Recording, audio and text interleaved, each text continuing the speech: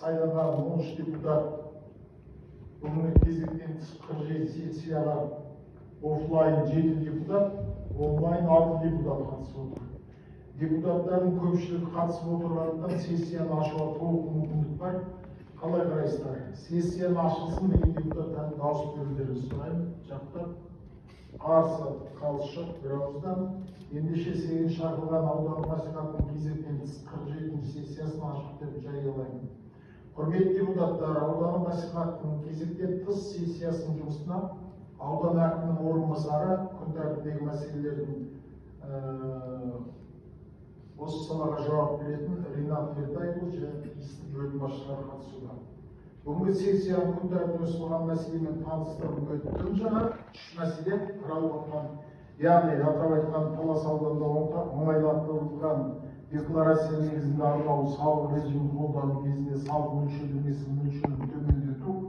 Екінші, Талас ауданында шетелдіктер үшін 2026 жылға арналған туристік жарнаның мөлшерлемесін бекіту.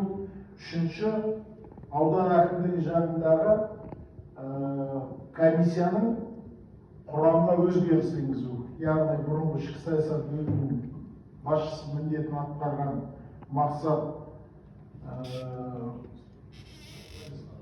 Сабырғалиұлы мен Дамир ауысып кеткен ғой, олардың орнына тиісті бөлім басшылары енгізіліп отыр.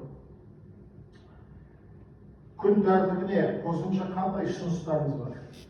Жоқ болса сессияның күн тәртібін бекітуді дауысқа қоямын. Жақтап, қарсы, қалыс жоқ, яғни 47-те бір шешім бекітілді. Құрметті әріптестер, күн тәртібіндегі онлайн қатысып отқан кісілер дауыс беріп отыр ма?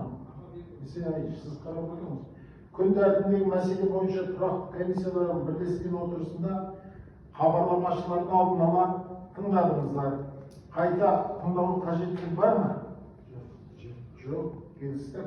Егер тыңдаудың қажеттілігі жоқ болса, шешімнің жобалары сіздерде бар. Жаңада айттым, бірінші мәселе, яғни Талас ауданында оңайлатылған декларация негізінде арнаулы салық режимін қолдану кезінде салық мөлшерлемесінің мөлшерін төмендету туралы 47-те екінші шешімді бекітуді дауысқа қоямын. Дауыс берулеріңізді сұраймын. Жақтап, қарсы, қалыс жоқ,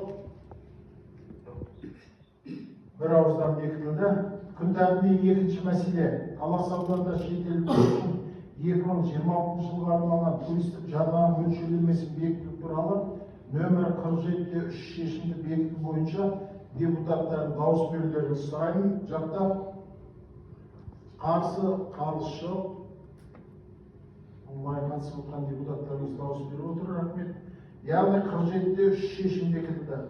Күн тәртібіндегі үшінші мәселе, Талас ауданы мәслихатының 6-шы желтоқсандағы Талас ауданы мәслихатының 24-ші жылғы 14-ші ақпандағы Талас ауданына әкімдіктің жанынан әкімшілік аумақтық бірліктерге, елді мекендердің құрамдас бөліктеріне физикалық, географиялық объектілерге атау беру, оларды қайта атау, сондай-ақ олардың атауларының транскрипциясын нақтылау мен өзгерту жөніндегі мәселелер бойынша ұсыныс енгізу жөніндегі жұмысшы тобының құрамын бекіту туралы, нөмірі 15-те 5 шешіміне өзгерістер енгізу туралы, 31-де 5 шешіміне өзгерістер енгізу туралы шешімнің жобасын жаңа таныстыңыздар. Яғни 47-те 4 шешімді бекіту бойынша құрметті әріптестер дауыс берулеріңізді сұраймын. Жақтап, қарсы, қалыс жоқ, онлайн келісіп отыр. Яғни 47-те 4 шешім бекітілді. Осымен құрметті әріптестер, аудандық мәслихаттың кезектен тыс 47-ші сессиясын қарауына ұсынылған мәселе толығымен талқыланды.